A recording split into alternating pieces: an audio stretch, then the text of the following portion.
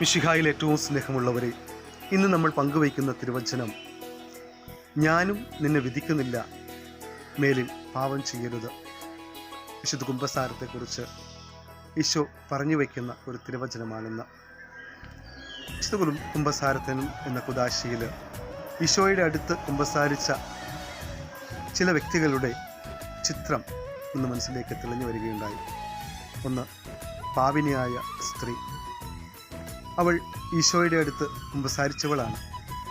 ഒരു സമൂഹം മുഴുവൻ തന്നെ കുറ്റക്കാരി എന്ന് വിധിച്ചുകൊണ്ട് ഈശോയുടെ മുമ്പിലേക്ക് കല്ലെറിയുവാൻ കൊണ്ടുവന്നപ്പെട്ട ഒരു വ്യക്തിയാണ് പാപിനിയായ സ്ത്രീ.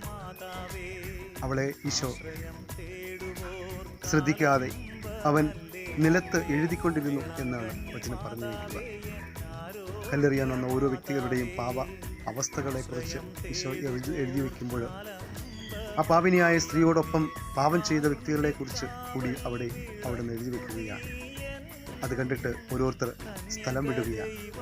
ആ പാപിനിയായ സ്ത്രീയോട് ഈശോ പറഞ്ഞു വയ്ക്കുന്ന ഒരു തിരുവചനമാണ്, ഞാനും നിന്നെ വിധിക്കുന്നില്ല.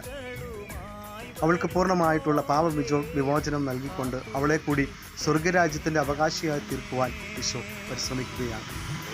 അതുപോലെ തന്നെ അവളും ആ ഒരു ഈശോയുടെ സ്നേഹം തൊട്ടറിഞ്ഞ വ്യക്തിയായി തീരുമ്പോൾ മേലിൽ ഒരിക്കലും പാപം ചെയ്യാതിരിക്കുവാൻ അവൾ ശ്രദ്ധിക്കുകയാണ്.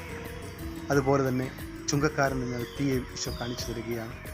പരിസേനോടൊപ്പം പ്രാർത്ഥിക്കുമ്പോൾ തനിക്ക് സ്വർഗത്തിലേക്ക് നോക്കാൻ യോഗ്യതയില്ല എന്ന് തിരിച്ചറിഞ്ഞുകൊണ്ട് പ്രാർത്ഥിക്കുന്ന ചുങ്കക്കാരൻ. മറ്റൊരു വ്യക്തി സക്കേവോസ് ആണ്.